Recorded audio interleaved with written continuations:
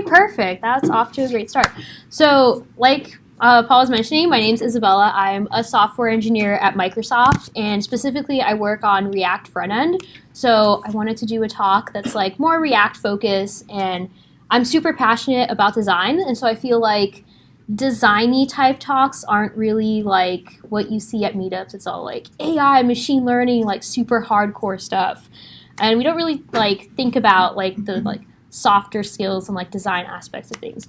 So we're going to be talking about A/B testing today, specifically how we can. Yes. I have a question. So why does Microsoft have a role that revolves around React? So Microsoft loves React, and Microsoft is like super into open source now with like the new culture, and so just like contributing back to the open source community and just like using things that aren't just Microsoft specific languages. Woo! And so we're going to be talking about what A/B testing is and how we can use it to build data-driven UI and bring some like objective answers to this very subjective field. So we're going to dig into like A/B testing, and then we're also going to do some live coding. So everything is going to go great and work right off the bat.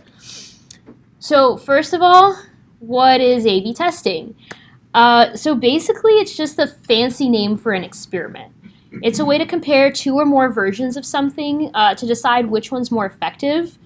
And it's actually been around for a really long time. Like back in the day, farmers used to A/B test what kind of fertilizers they would use and like which fertilizer would yield the better and most like more healthy crops. So I think if it's good enough for farmers, like it's good for us in 2019. So before we even get into implementing anything, what's the big deal about A/B testing? Like, why not just pick a design and just go with it and see what happens?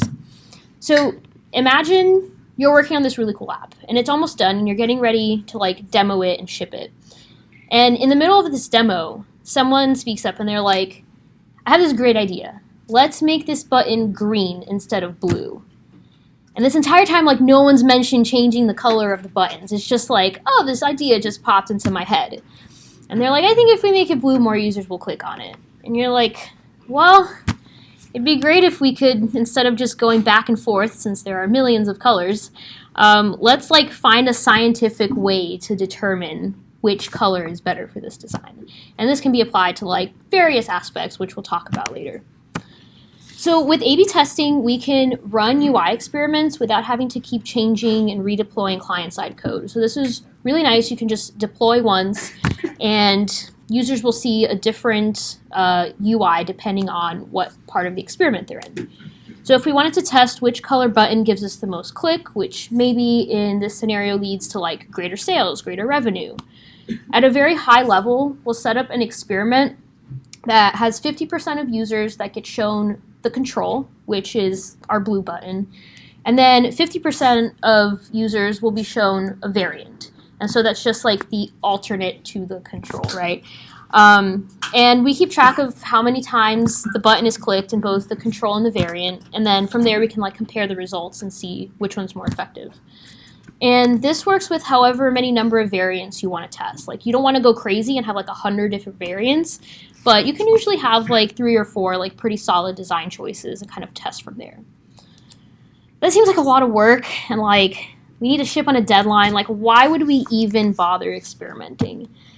And I think the biggest thing is like, yes, there are design guidelines and proven ways to like organize and present your data, but there's rarely methods set in stone for little details, like should this button be blue or green? Should we use this icon or that icon? Like it's such a subjective field, and so having this like scientific data to back up why you're shipping the way that you are is really important and helpful. It lets you make data-driven decisions and remove emotions from your design. Like it doesn't like ego set aside, like this is scientifically like the best way that we should go about doing this. And then by performing these tests on users directly, like I know a lot of companies, or even like if you're just doing a side project and you want to like get input from like your friends and stuff, you'll usually just do like a small subset of users or like an internal group that's testing your product. So with A/B testing, instead of just like limiting your user base that you're testing against to like this very small subset of users, you can test against everyone that uses your product, and you'll have a pretty good idea of what the customer response will be like once you actually like choose the version you want to go with and ship it into the wild. And so before we like dig into this, let's like go back to like 6th grade science class and see like what does it mean to experiment? Like how do we do this like in a very productive manner?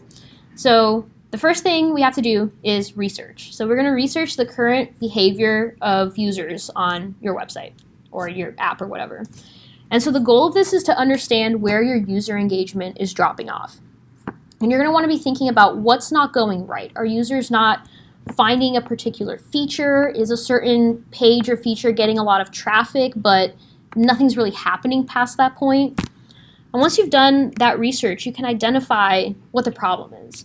So is your sign-up form too long? Like users are just dropping off halfway through. Users, maybe they can't tell that they need to click on a certain button to like complete this action. So once you've identified what the problem for your user is, then you create a hypothesis. And this is where you say like, making this button green is going to increase the number of clicks, which is going to drive more sales. And then from there, you can experiment. You can create different variants. And so in this case, we're going to make a bunch of different colors for this problematic button. And like we talked about before, we'll split the app traffic between the control and all the variants equally.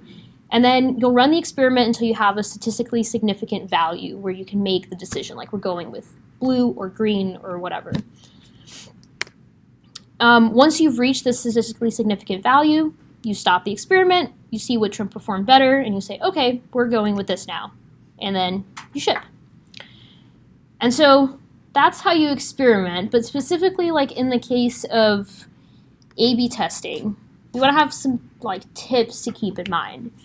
Like we mentioned before, you want to have your results be statistically significant. It's basically like the mathematical way of saying that like this statistic is reliable and it's not just like, you know, some random one-off value.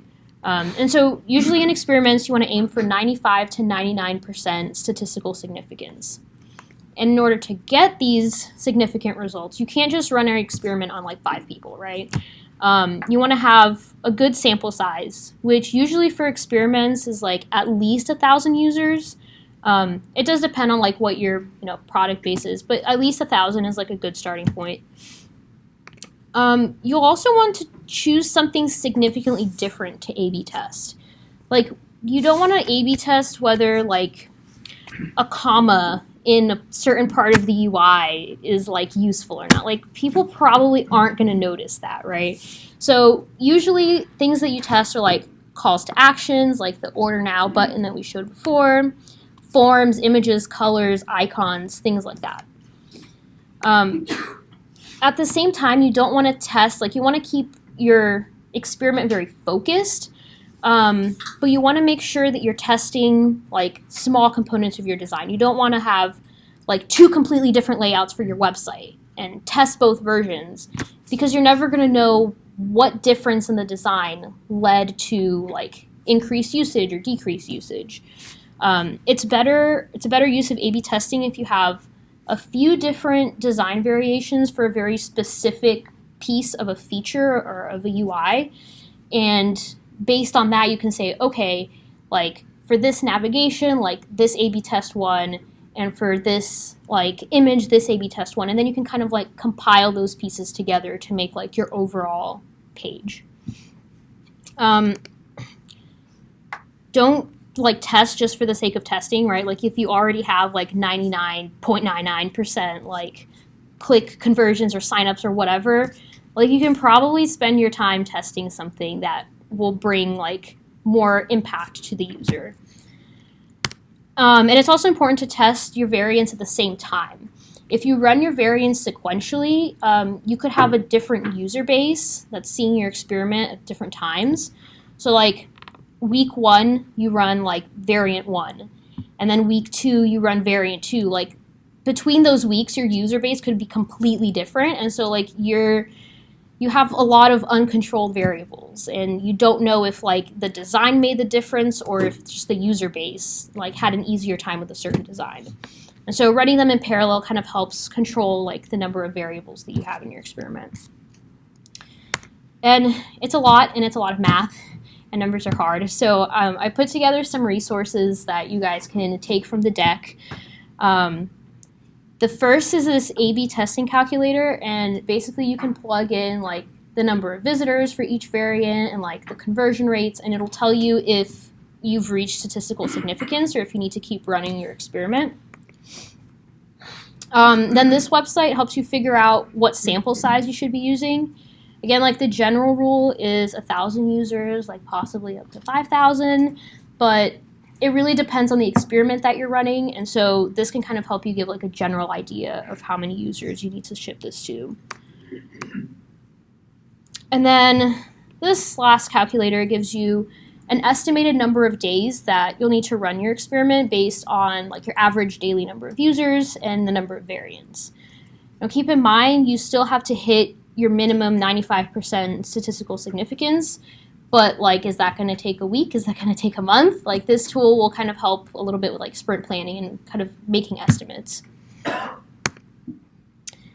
So now, if you guys want to follow along, that would make this like a lot more fun. And we're just going to like dive in and make a React app with A/B testing.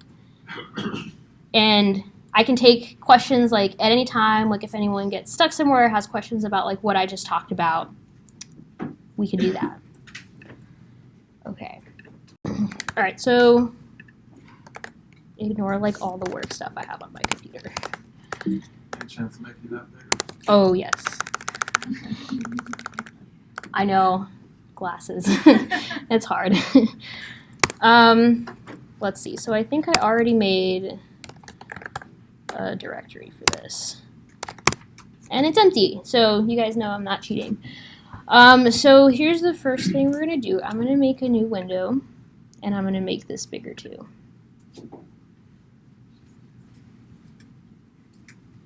Oh no. Contrast is kind of bad on that too. Can you turn off the lights? Do a light theme. Oh. I need to. Is that a little bit better? I think that's better. Yeah. The black background doesn't usually work well for presentations. Yeah. Dark theme only. Okay, so the first thing that we're going to want to do is we're going to just use like the standard like create React app script because like, let's be real, who has time to like set any of that up manually? So hopefully like the Wi-Fi in here is pretty good, because otherwise we're going to be sitting here for a while. So this is just setting up our like standard like React folder Those structure. don't know what's NPX. NPX is just like a variant of NPM. So you don't have to install React globally on your machine. Brings it right down from the latest and greatest. The cloud. You repeat that question? Oh yeah, so basically like instead of having to install React locally, it just like pulls everything down when you run this like create React app script. Thanks, Facebook. Okay, so now you can see we have our My AB app. So we're gonna go into there, and I'm just gonna open this here. No.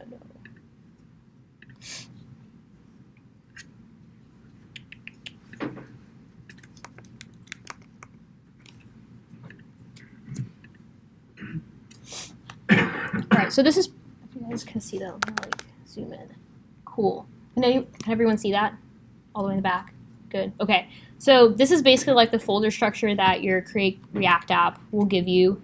And we can go ahead and we'll do yarn start just to see that like our hello world of React is working. I have a quick question. Yeah. Could you go back and cover the why would you want to test in parallel, or just elaborate on why you want to test? Yeah. So the biggest reason that you want to test in parallel is because you want to make sure that, so like in every experiment you have like your controlled and uncontrolled variables, right? And so like your user base, you want it to be as controlled as possible. So like let's say that on Mondays and Wednesdays you have a really high usage. And so you're like, oh, I'm going to put variable 1, like variant 1 to be tested on Mondays and Wednesdays. And then it might test like really, really well. And you're like, oh, this is great news. Like maybe I should switch to using variant 1. So you're like, oh, but just to make sure, like I'm going to run variant 2 on Tuesdays and Thursdays where maybe you have really low usage.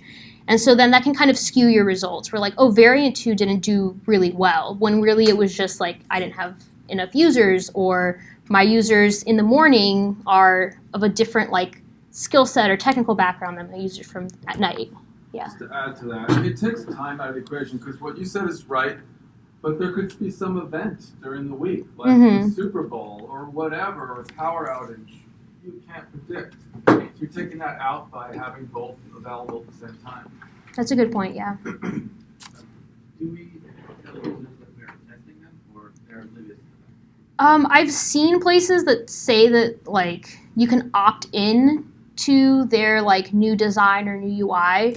I've seen places where they ask you to like fill out a quick survey, like, hey, how easy was it to find this thing after you've interacted with it? I don't think it's always necessary to like make that disclaimer, but depending on maybe like how you want to collect your data, it might be useful to have like those verbatims from users. Yeah. It seems like if people opt in, It seems very skewed. It's not a good A/B test because then those people are only the people who are motivated to try new things. Yeah, and I've seen that, like, for the opt-in scenario, I've seen that a lot with, like, oh, we're going to ship this new design anyway. We just want to, like, get feedback early on, right, and, like, tweak things. But we know that we're going to do this regardless of what our users say. But I think that's definitely, like, not a very effective way to, like, do a strict A/B testing. Okay, cool. So this is our beautiful, like, Hello World React example. And so we're just going to jump into the code. So the first thing that we're going to do, I have like some notes here, is I'm actually going to open a new tab here.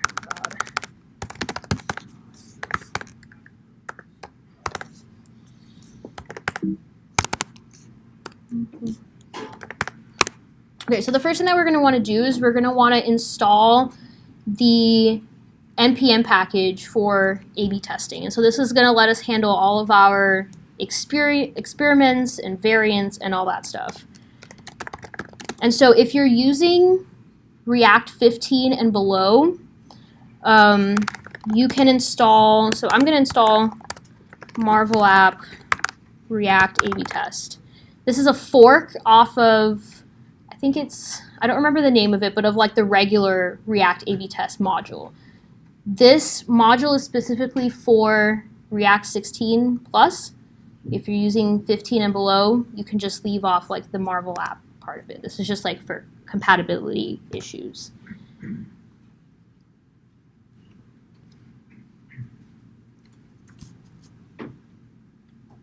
Is that a official React package? It's not officially supported by React. I haven't actually been able to find a good A/B testing package that's like officially supported, which is kind of sad. What version is React at now? Let's see. 16. 16 point. Here it is. What a pro. You said 15 and above? So this package is for 16 and above. 16 and above. Yeah. Like latest and greatest. So this is gonna load some stuff. So while this is installing, I'm just gonna like edit some of this stuff.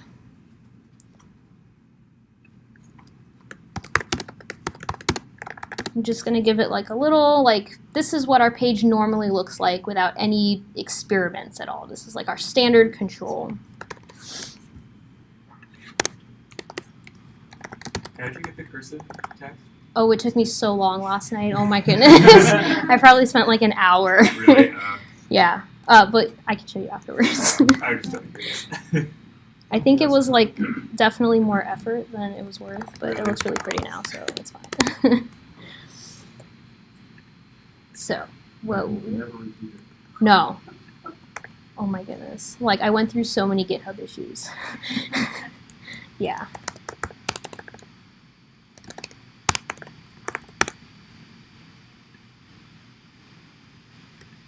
I love dogs, so we're gonna get the Doggo Ipsum because that's a lot more fun. All right, so let's say that like our control page is just a button that says learn more, because honestly we love dogs and there's nothing wrong with learning more about them. All right, so I have this guy installed. Honestly. Okay, so now we have this beautiful React app. I know, right? Like, I can't believe I get paid to make this stuff. Good that you're on the UI team. Yeah, right? Like, professional quality. So let's add some CSS because, oh god, it looks so bad. So let's go ahead and say, we're just gonna honestly pick some stuff out of thin air because why not? And let's say that our button for now will be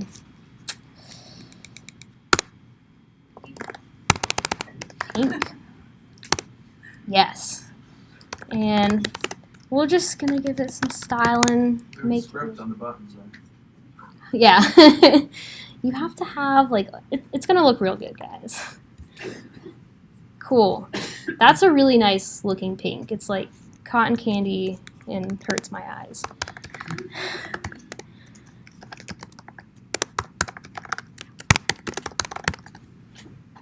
Let's make this button look like it. There, it looks like a 2019 button. It's not that ugly.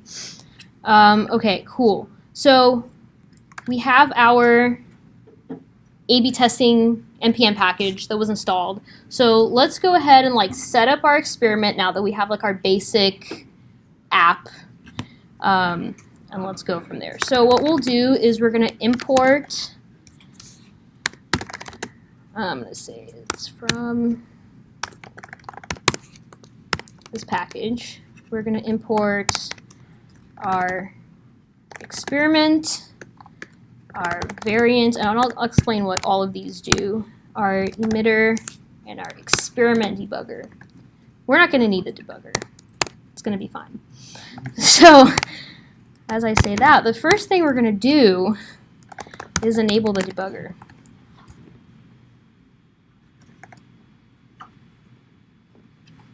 Module not found, excuse me.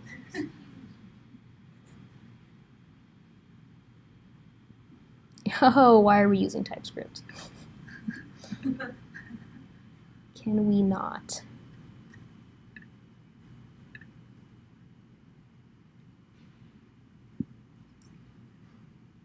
Let's try this and see if it has typos. It wouldn't show it because of dev dependencies, isn't it? And it's hidden in React apps in your package. Yeah. So no, and it's hidden in scripts. Huh? Does anyone have help? So, where were you installing it, I guess? Question, is that what you were saying? When you do React app, I think it looks like it did TypeScript for you, Yeah, but it's buried in deep React app within. unless you dump it, Yeah, you can eject it and then that will show all of the things. which I don't know if that will undo. RIP. Ejecting is irreversible.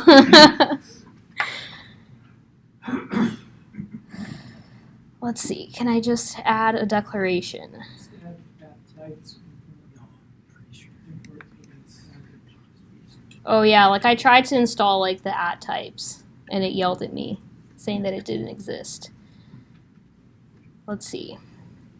Add a new declaration file. This is how work goes. Add new. They force TypeScript on you now? Huh? They force TypeScript? Um, Unless you say no TypeScript? I guess so. how do I do this? No, I think that's actually just a red herring from VS Code. Since it's just a JS file, like it wouldn't be TypeScript file. But VS Code tries to like help you out. To, like, Why? figure things out. But it's just for linting purposes. Probably not something to look into. Let's see. Can't resolve my Babel loader.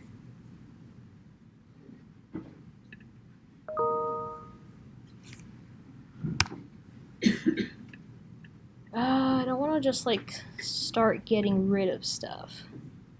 I just don't want to use any TypeScript.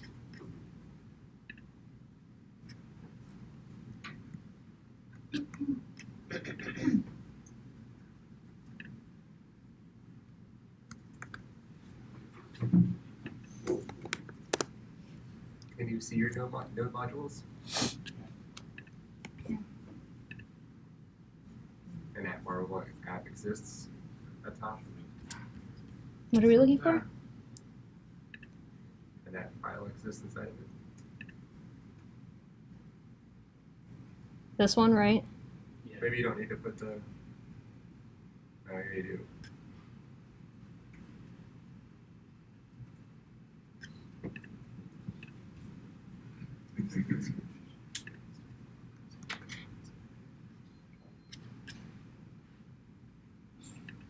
Sure.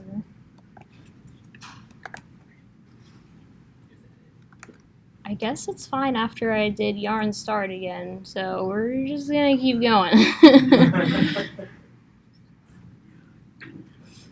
Okay, guys, TypeScript. Let me tell you. Okay, so we have our experiment debugger enabled, and so the first thing that we're gonna do is in our emitter, we're gonna define all of our variants. And so we're gonna say like this is our landing page experiment. So here we're just like defining our experiment, and our experiment has a name, and it just has an array of all of the variants. So we'll have like control, variant 1, variant 2. And then we also want to have an array of, remember when we have like the percentages of like how many users see this variant, how many users see that variant. So we assign control has 34% because math is terrible and dividing by 3. And then variant 2 and variant 3, or variant 1 and variant 2 have 33%. So from here, we'll say what's actually part of our experiment. Well, this like description text, that's just going to say the same. Like we don't need to experiment with any of that. But what we want to experiment with is the button. So we're going to go ahead and wrap everything that's related to this landing page experiment in this experiment tag. And because this has to belong to some variant, we'll wrap it in a variant tag too. And so this variant just happens to be our control. And so experiment name should have type string. Yes, we want to make sure that it knows that this experiment tag matches this experiment that we're defining up here. And so we can see that we have this little tag at the bottom that says we have one active experiment on this page, and we don't see any button because it has randomly decided to bucket us into variant 1 of this experiment, which hasn't been coded yet. But the nice part about the experiment debugger is we don't have to randomly wait for it to assign us to a certain experiment or to a certain variant. So we can just click control, and the button that's assigned to our control variant shows up. So we have that. So now what we can do is copy and paste, because that's really what developers do. And so now we'll have a variant 1 button and a variant 2 button. And so notice like we haven't done anything with the styling, anything like that. But now, whenever we go to a different variant, we still get our UI. So now from here, we're like, okay, we have our control, which is our pink button. Now we have to figure out how we want to style all of our other buttons. And so what we can do is we can say, okay, so for this completely different piece of UI that we're showing, we're going to give the button the class name variant1. And we'll just come into our CSS.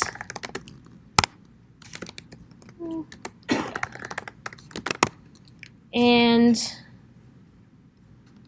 this is fine. I'm just going to copy all this over. And so what color do we want variant1 button to be? Green. Go big or go home.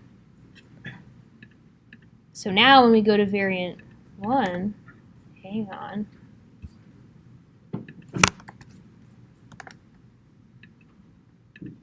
It's green. Wow. I know, it's crazy. And now we're like, okay, well, we want to define variant 2. Maybe we'll make it blue. I don't know. Just because accessibility is important.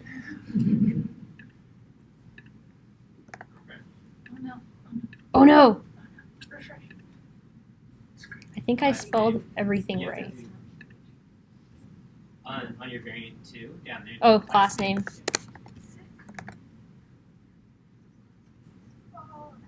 In the button. Oh, not the name. variant. Oh. Thanks, guys. Live coding is... Whoa. Wow. Wow. So, don't get carried away yet. There's more. So, if we go into our application, I don't know if you guys can see that, / I don't know how to zoom this pane. Okay. So, where is this stored? This is from our mistake earlier, so we're just going to get rid of that. But so in our local storage, we can see that we have this landing page experiment. That is what we define in our React app. And right now, because I have the debugger set to control, it's stored as control. If I switch it to variant1, it sets to variant1. So that way, when our user returns back to our website, as long as they haven't like cleared their data, they see the same UI and they're not shocked by things changing all the time on page refreshes. So that's really cool. But all of this is still stored locally, and we don't have any way to like get this data and see who's interacting with things. And so now let's add that to our app. So this npm A/B testing package gives us this emitter, which helped us define this experiment. And so we can use that to basically, we're going to add on-click handlers to the buttons. And on top of like whatever our buttons would normally do, we'll be able to basically log that a user has clicked this and eventually send it to some like telemetry or data tracking platform. And we can like compare numbers. And so we're going to do,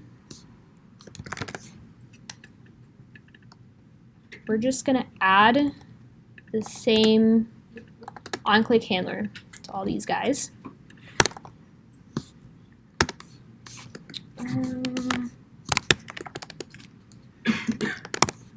And so we'll use the emitter that comes with the package to, their method is called emitWin.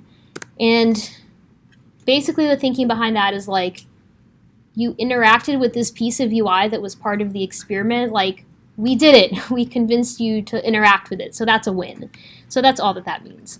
And so we want to say that we're emitting a win for this experiment, since all of these buttons belong to that experiment.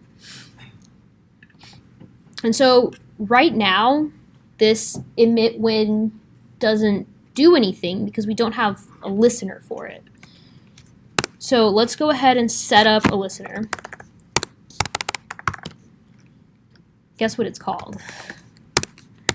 Add win listener. And it takes in our experiment name.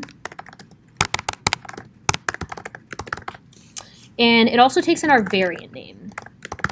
And notice, like, we're only passing in the experiment name for this. This is totally like independent of what the buttons do, right? Like this could do a bunch of button stuff, call APIs, do all that stuff, and eventually emit a win.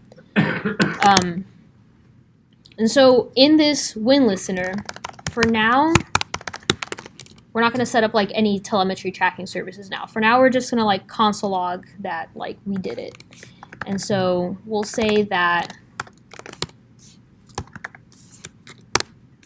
this variant from this experiment was clicked, just so we can see that like it's actually corresponding to what we have.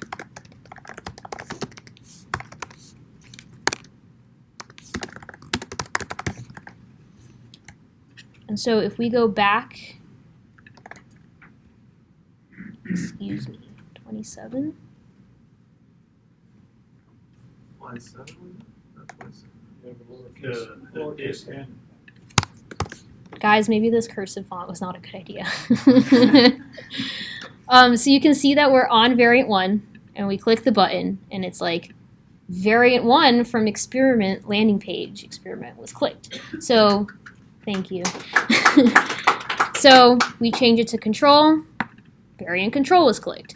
So now we're like slowly starting to gather up all this data. So let's like actually make it useful, and let's like send it to some service. And so for this part, I'm just going to be using Mixpanel because they have a really nice like NPM package, and it's just really easy. Let's see if I can remember my login. No. What is Mixpanel? RIP. Mixpanel is basically like a data telemetry thing. So like in your app, you can say like mixpanel.log, this event happened.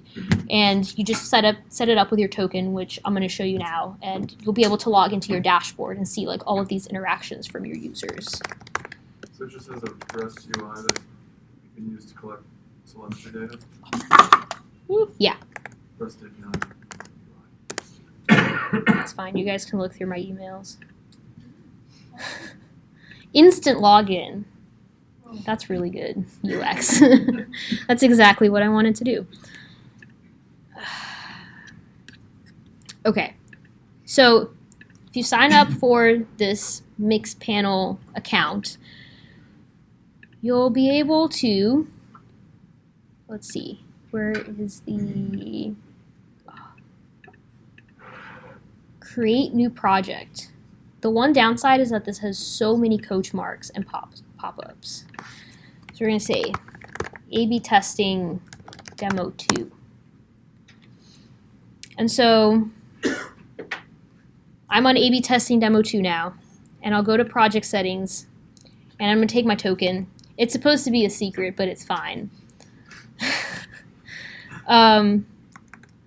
One thing we have to do is actually install the NPM package for this.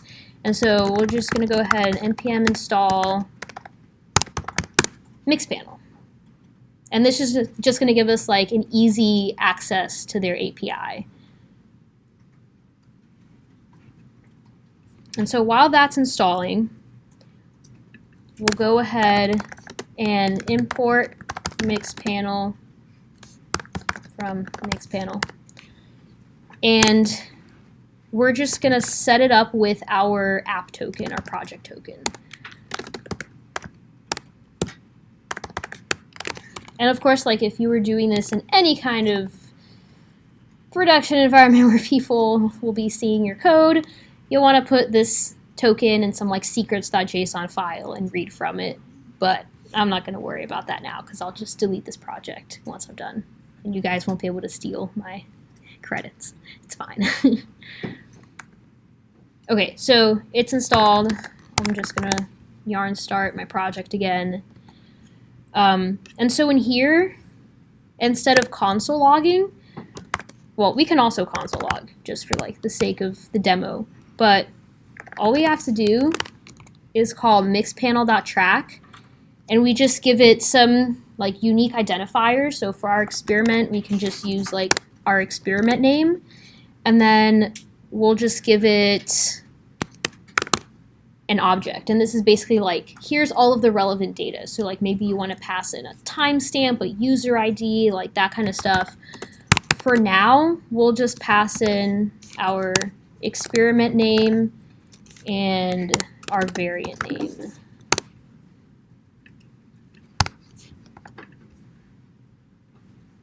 And so you just go back in and you can just click this a bunch of times. And if you go into your live view, boom, you see your event name, which is your landing page experiment.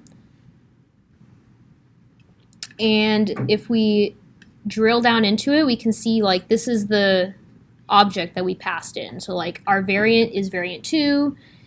If we come down to one of the earlier ones I clicked, we have our control variant. And so from there, see, like, eventually you'll have, like, a really nice graph that's like, oh, here's, like, the number of users that clicked on the control, the number of users that clicked on the variant, and all that. You can also, one thing that I found really useful about the A/B test package is that in addition to this add win listener, you can also do an add play listener. And basically, without any user interaction, whenever that page with an experiment is loaded, this add play listener will get fired, so you can see who's seeing your experiment, and you can kind of use that to compare it against, like, okay, 100 people are seeing my control, but only 5 people are clicking or interacting with the control variant, and the same for all the other variants.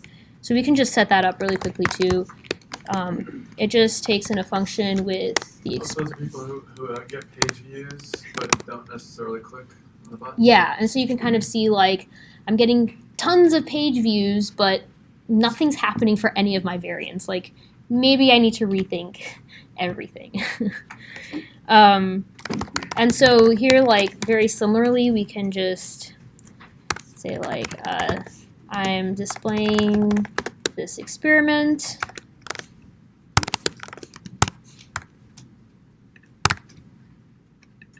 And we'll use the experiment name. And I'm also using this variant. And so you can see here, without me even interacting with it, as soon as I refresh the page or like choose a different variant, it shows up. I'm displaying it, and then you can also like send that to be tracked with Mixpanel or whatever API you're using.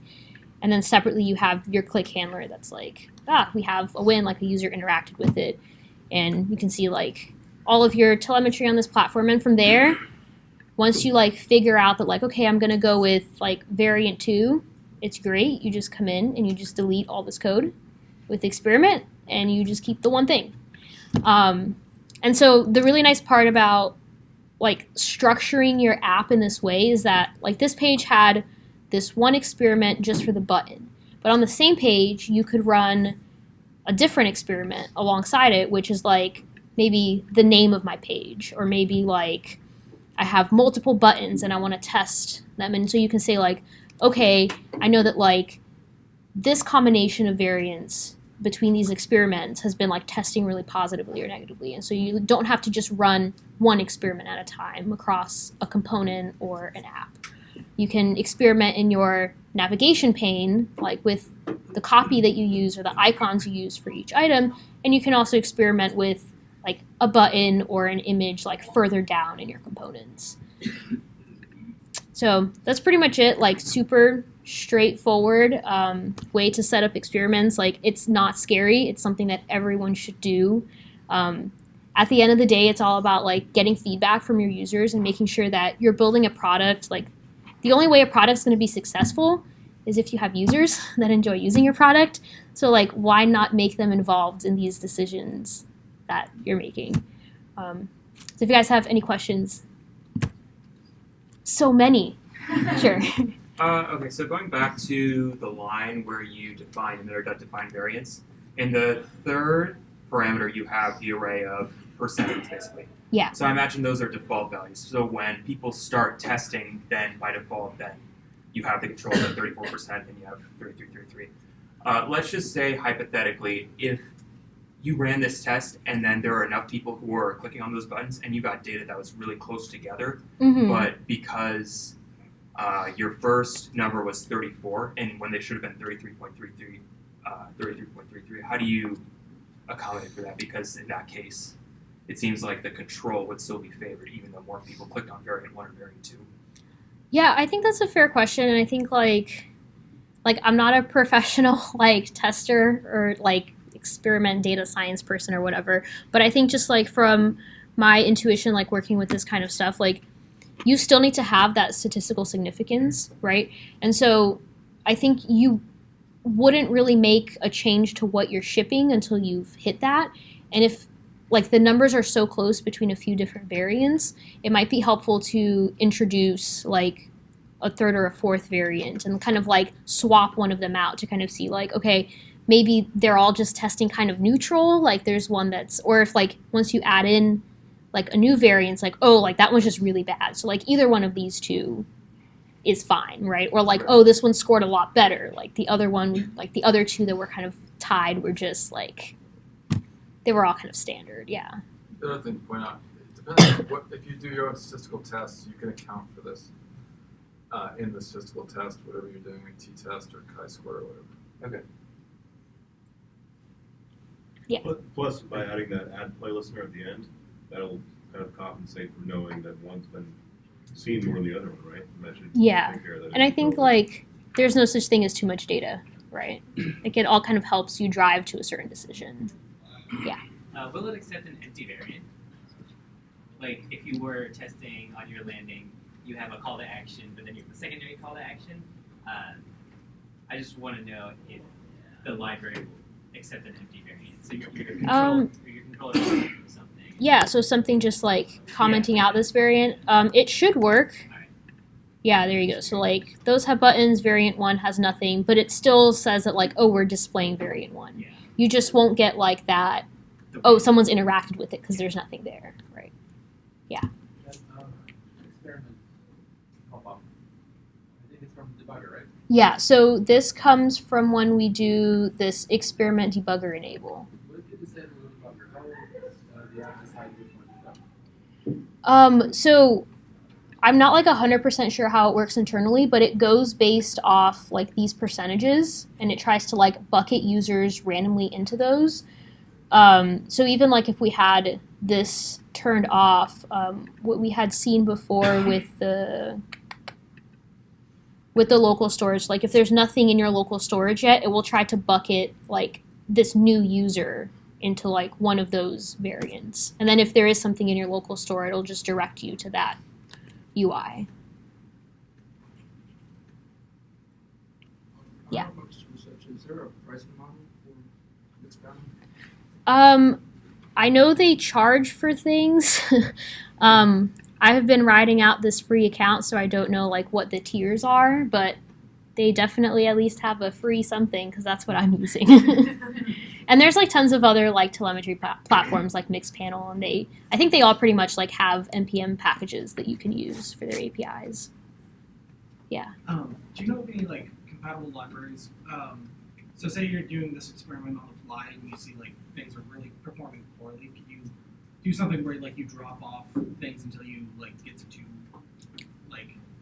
Yeah, I know what you're so like basically like okay, we see that there's a huge like performance issue or accessibility issue or something in this one variant. Like how can we just totally disable that?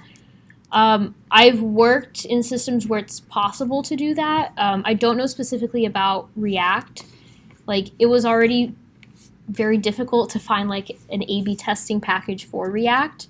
So I'm not sure if there's like more robust ones that have those capabilities. And like similarly for like other frameworks. But it's definitely something that I've seen in like more like internal tools for like experimentation. That kind of led to my question, are there A/B testing packages for other frameworks? I haven't looked into other frameworks. I know like internally, like at least at Microsoft, we have kind of our own, basically it's like this website that you can like go and like turn on and off features and like turn on and off variants and stuff. But I haven't looked into like any open source alternatives for like other frameworks, but I feel like if they don't exist, like open source, we should go build them because this is really important, guys. So in the reporting, if you're doing, say, 2 experiments, is there an easy way to correlate that the first variant from experiment A worked well with the second variant from experiment B? Yeah, that's an interesting question. I haven't played around with doing like the multiple experiments like that. But I imagine that if you, like when you're tracking, if you track like the full set of experiments and variants that are shown, like I'm not a data scientist, I don't know exactly how all that works, but I'm sure if you just like collect all the data of like which experiments and variants are shown, you can kind of use that to make the correlations you need.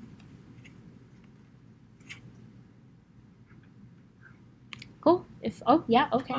Not really a question, just follow up. So there is this open source package called Sixpack, and it's made by the company SeatGeek that sells sports event tickets and so forth. They wrote it in Redis and Python. I just nice. up on GitHub to confirm. We at one point considered it. So that's Cool. why I know it. Nice. Yeah. If there's no more questions, that's the end of my talk, and you guys can like talk to me afterwards if there's anything Thank else. you, Isabella. Yeah. Thanks everybody for coming. Take some pizza home or salad, because it's just going to go to waste.